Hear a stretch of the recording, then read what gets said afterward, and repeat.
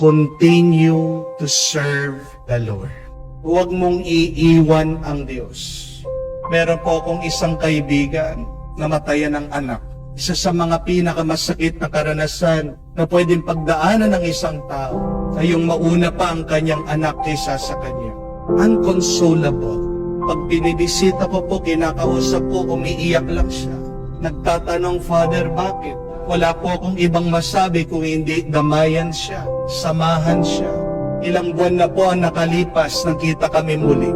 At napakasaya ko po marinig, sabi, Father, nung namatay po yung aking anak, walang oras, walang araw na hindi ako iiyak. Pero kahit na napakabigat sa aking puso, nalulungkot ako, pinagpatuloy ko po ang paglilingkod sa simbahan.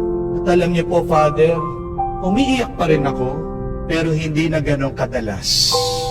Nagpapasalamat po ako sa Diyos na doon sa aking paglilingkod, tinulungan niya ako na mabuhat ko itong bigat, itong pagsubok sa aming buhay.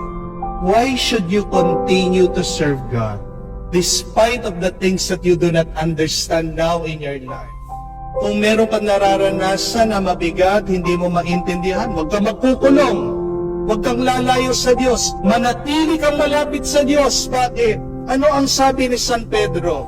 Dahil ang iyong salita ay buhay, at nasa iyo ang buhay na walang hanggan. Walang ibang makakapagbigay sa atin ng lakas. Walang ibang makakapagbigay sa atin ng buhay na walang hanggan kung hindi ang Diyos.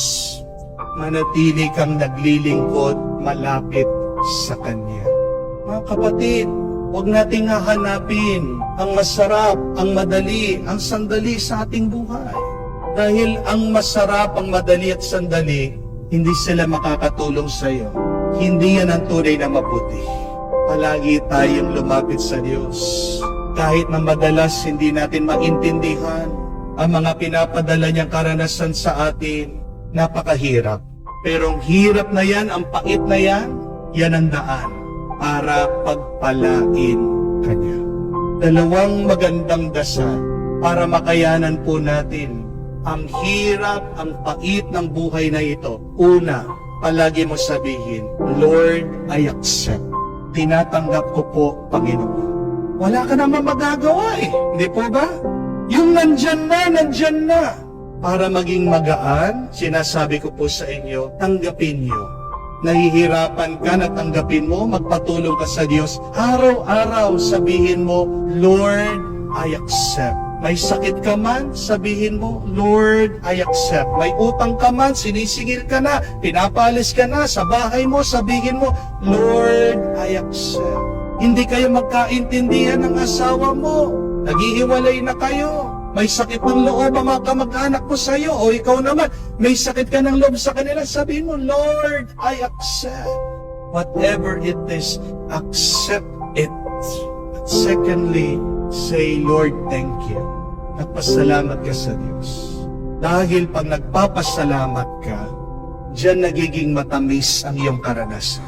Pag wala kang pagpapasalamat sa Diyos, anong karanasan? Pumapait ang iyong karanasan. Lalong bumibigat, lalong humihirap ang iyong pagdadaanan. Ano man ang maranasan mo, huwag kang tumigil na magpasalamat sa Diyos. Amen?